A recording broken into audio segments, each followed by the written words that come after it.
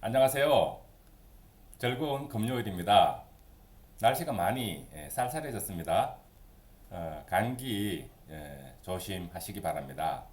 보험 소비자에게 유익한 방송 사롬TV입니다. 오늘 말씀드리고자 하는 주제는 교통사고에서 형사 합의 요령에 대한 이야기입니다. 물론 피해자 입장에서 진행하고자 하고요. 우리가 이제 자동차 사고가 나면은 가해 운전자는 세 가지 책임이 있다 하겠습니다. 우선 이제 민사 책임인데요.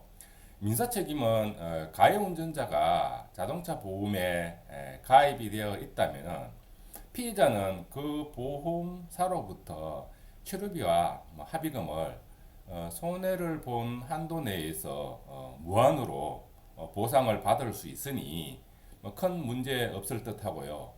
이 행정 책임은 가해 운전자가 벌점을 먹거나 면허 정지가 되거나 면허 취소 등을 적용 받으면 될 것이니 피해자 입장에서는 큰 문제가 없을 것 같습니다.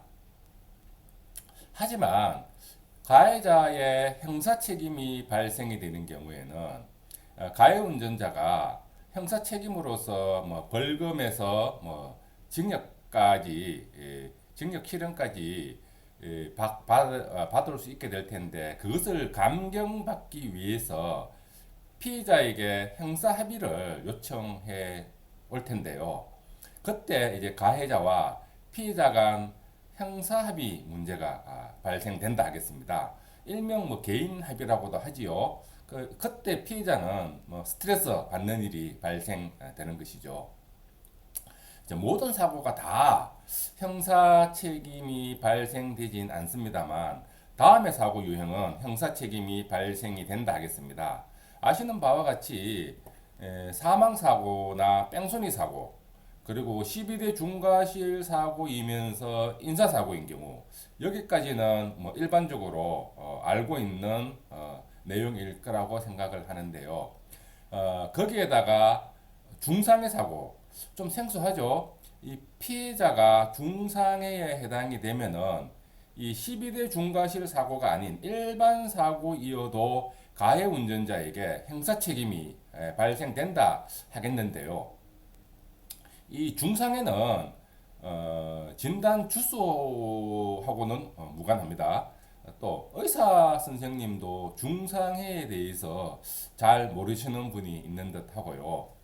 그리고 또 진단명에 중상해라고 하는 진단도 없습니다. 다만 교통사고 처리 특례법에 생명의 위험, 불구, 난치, 불치에 해당이 되면 피해자가 그때 중상해에 적용된다라고 하는 정의가 한 줄 나와 있긴 합니다. 그래서 진단서상에 식물인간 사지마비, 절단, 실명, 하지마비, 편마비 이런 어떤 진단서를 보고 그리고 환자 상태를 확인한 다음에 검사가 중상해 여부를 판단하여 법원에 기소 여부를 결정한다 하겠습니다. 이 상기 유형의 사고인 경우에는 교통사고인 경우에는 가해자와 피해자가 형사 합의가 필요하다 하겠는데요. 형사 합의는 교통사고 시에 가해 운전자가 가입한 보험회사와 하는 민사 합의와는 별도로 하는 것인데요. 가해 운전자가 피해자에게 형사합의금을 지급하고 또 피해자는 그 형사합의금을 지급받고 가해자의 형사처벌을 원하지 않는다는 합의서를 이 수사기관이나 법원에 제출하여 가해 운전자의 형사처벌 수준을 감경받는 관행이라 하겠습니다. 자, 여기서 이제 형사 합의를 하는 적절한 시점에 대한 얘기를 하고자 합니다. 형사 책임이 발생이 되는 교통사고인 경우에는 형사사건 진행 단계와 일정을 봐보면 주로 3단계로 진행이 되어지는데요. 경찰 수사 단계 1단계, 그 다음 단계 검찰 수사 단계 2단계, 그리고 그 이후에 법원 형사 재판 단계인데요. 보통 경찰 수사 단계는 사고일 이후 2, 3개월 정도 수사를 하고 검찰에 송치한다 하겠습니다. 그러면 검찰이 사건을 송치받고 역시 한 2, 3개월 정도 사건을 수사를 하고 난 다음에 법원으로 기소를 한다 하겠고요. 이 법원에서는 역시 한 2, 3개월 정도 변론과 재판을 진행하면서 형사 판결 선고를 한다 하겠습니다. 그런데 이러한 이제 세 가지 단계 중에서 주로 형사 합의를 하는 단계는 이 검찰 수사 단계와 법원 형사 재판 단계에서 많이 하게 되는데요. 이 검찰 수사 단계에서는 또 비공식적으로 형사 조정 단계라고 하는 단계도 있습니다. 형사 조정관이 가해자와 피해자를 불러가지고 형사 합의를 붙이는 단계인데요. 여기서 피해자 측이 반드시 또 형사 합의를 해줘야 될 의무가 있는 것은 아닙니다. 왜 이 검찰 수사 단계와 법원 형사 재판 단계에서 많이 형사 합의가 진행이 되는지 이렇게 생각을 해보면은 몰라도 그때 가해 운전자의 위기 의식이 최고조로 고조되어 가지고 그런 게 아닌가라는 생각을 해보게 됩니다. 그 다음으로는 이제 적절한 형사 합의금에 대한 이야기입니다. 형사 합의금은 인터넷상에 보면은 주당 70만 원 내외라고 떠돌고 있긴 합니다만은 정해진 것은 없으며 또 법에 강제되어 있는 것도 아닙니다.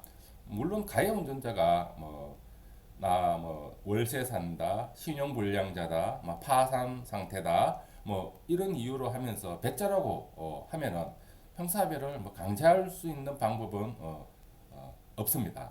또 한편으로는 가해 운전자가 공무원이거나 정규직 대기업 회사원인 경우에는 그 또 형사합의금이 또 상당히 높은 경우도 있습니다. 제 경험 측상 보면은 이 피해자가 사망 시에 보통 한 3천만 원 내외 정도에서 형사합의가 진행되어지는 듯 하고요. 그런데 또 요즘은 그 금액이 상승하는 추세입니다.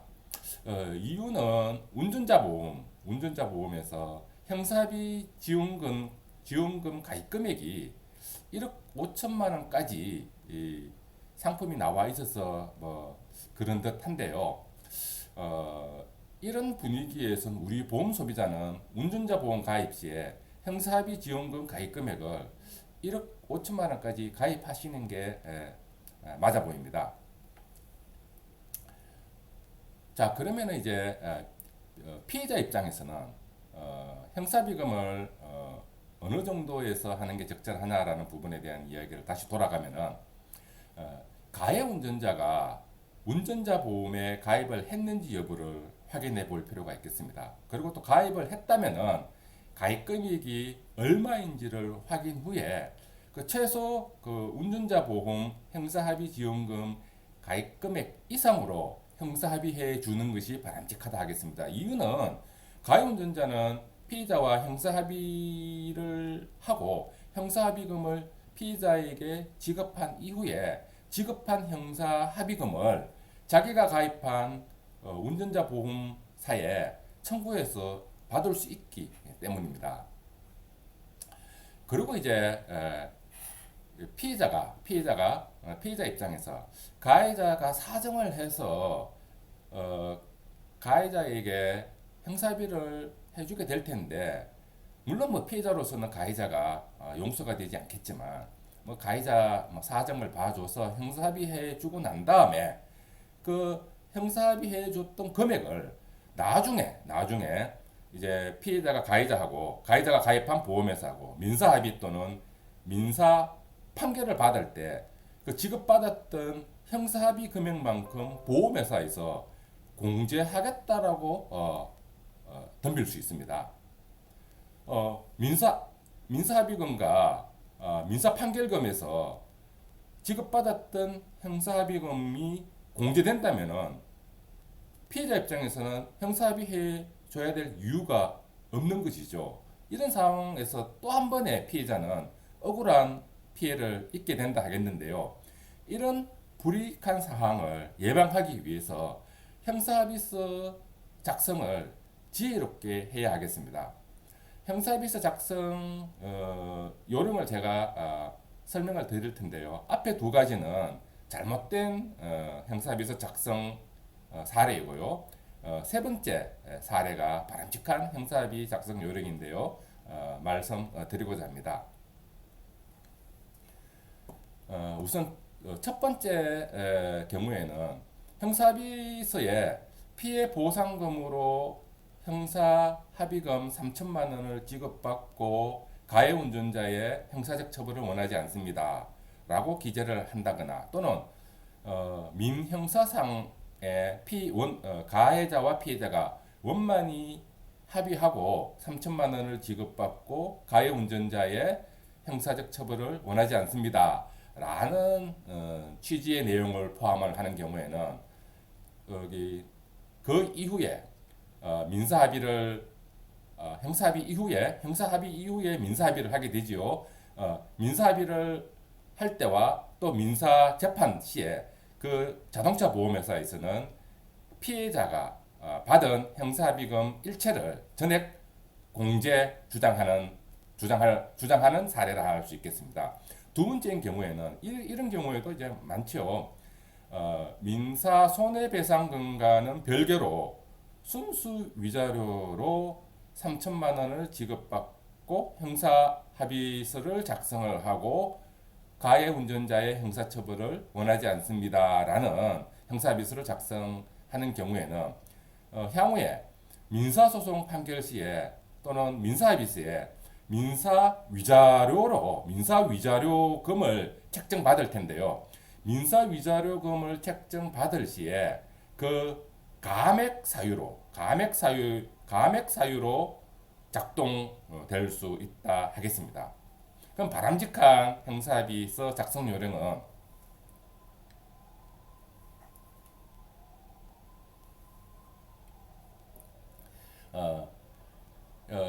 형사합의서를 적절한 문구로 작성을 하고요. 그리고 더불어 채권양도 통지서를 작성하는 방법인데요.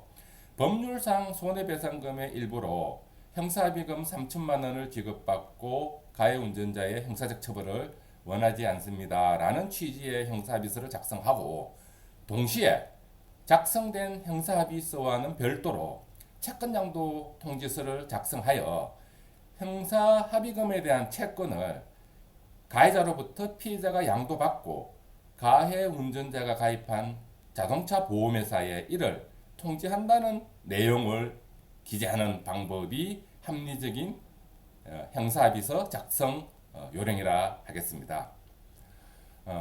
라는 말씀 드리며 오늘 방송 마치도록 하겠습니다. 다음 시간에는 교통사고 시에 가해 운전자가 공탁을 할 수 있을 텐데요. 공탁 시에 그 피해자의 대응 요령에 대한 얘기를 하고자 합니다.